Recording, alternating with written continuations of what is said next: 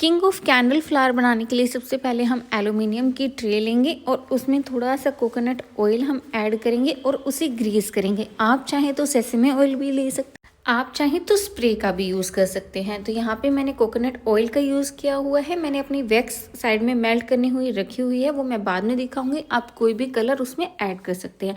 उसके बाद में हमें चाहिए बाउल जिसके एजेस थोड़े से शार्प हों और उसे भी आप ग्रीस कर लें। उसके बाद में जो मैंने वैक्स मेल्ट करी थी उसे हम यहाँ पर पोर करेंगे और सेमी सॉलिड होने के लिए छोड़ देंगे। देखिए, जब हमारी वैक्स सेमी सॉलिड हो जाएगी तो इस तरह से आपको कट करना है। पुराने तरीके में जैसे हम पापड़ी बनाते थे उस तरह से आप इसे कट कर लीजिए और नाइफ की हेल्प से इसे इस तरह से ऊपर की ओर उठाइए, लाइक दिस।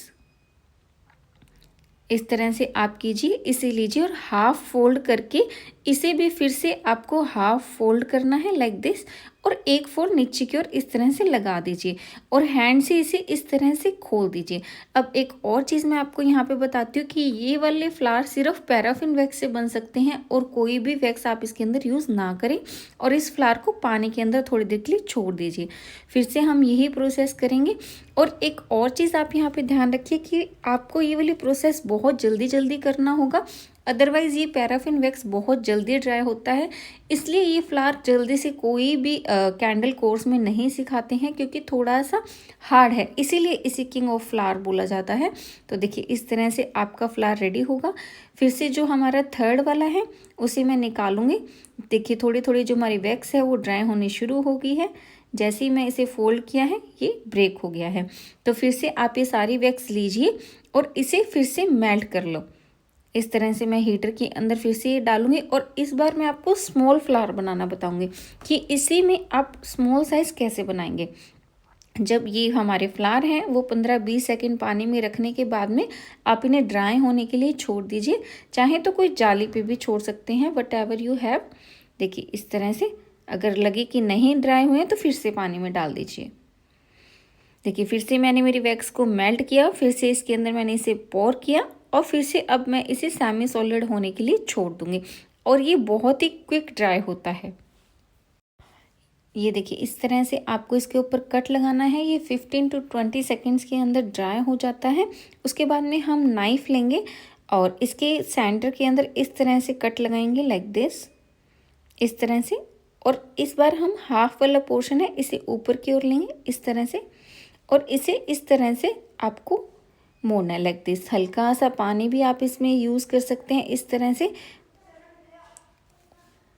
ये प्रोसेस करते हुए आपको थोड़ा ध्यान रखना है क्योंकि जो स्मॉल फ्लावर्स होते हैं वो ब्रेक होने के चांसेस उनके और भी ज़्यादा होते हैं। इसलिए इन्हें किंग ऑफ फ्लावर्स में फिर से यही बात बोलूँगी कि बोला जाता है। इस तरह से आप थोड़ा थोड़ा पानी भी इसके ऊपर यूज़ कर सकते हैं, लाइक दिस, इसे ओपन करने के लिए। और इसकी जो लीव्स है इन्हें खोल सकते हैं और थोड़ी देर के लिए आप 15 to 20 सेकेंड्स इन्हें पानी के अंदर डाल दीजिए। फिर से आप इस तरह से इसे फोल्ड कीजिए। देखिए, फिर से ब्रेक होना शुरू हो गया। विंटर्स में इन फ्लावर्स को बनाने का सबसे ज़्यादा मुश्किल काम यही है कि ये बहुत जल्दी ब्रेक हो जाते हैं। देखिए, इस तरह से। और ये सिर्फ पैराफिन वैक्स में ही आप बना सकते हो। वैक्स को फिर से मेल्ट होने के लिए निकाल देंगे इस तरह से। और जो हमारे रोजेज़ हैं वो हमारे ड्राई हो गए हैं तो उन्हें इस तरह से पानी के अंदर से निकाल देंगे, सारा का सारा पानी नीचे निकाल देंगे। उसके बाद में इस तरह से ड्राई होने के लिए हम इसके अंदर छोड़ देंगे। You can see the difference between big roses and small roses.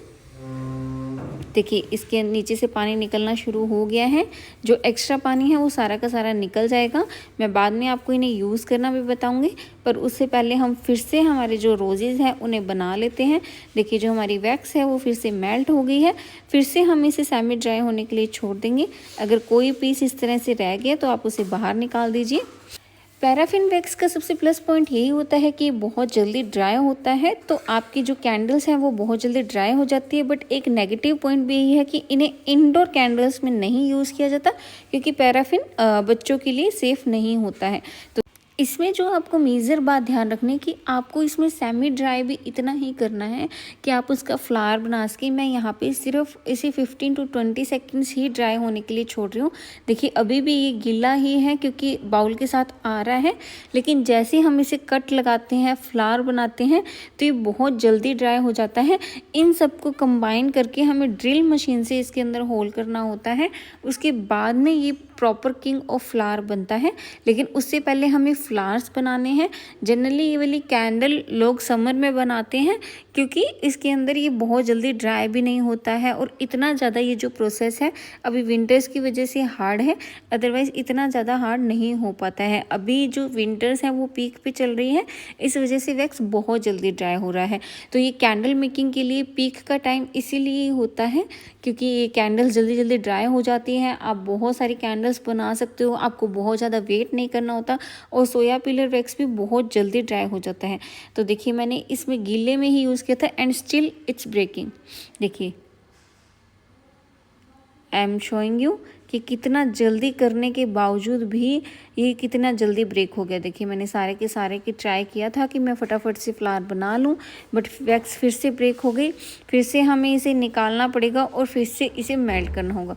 देखिए हमारे जो 2 फ्लावर हैं वो तो रेडी हो गए हैं, इन्हें हम फिर से इस तरह से ड्राई होने के लिए छोड़ देंगे। Look at this. तो सबसे पहले आपको इस तरह से फ्लावर बनाने हैं, तो अभी हम सेकंड पार्ट में बताएंगे कि किस तरह से आपको इन्हें यूज़ करना है। Thanks for watching.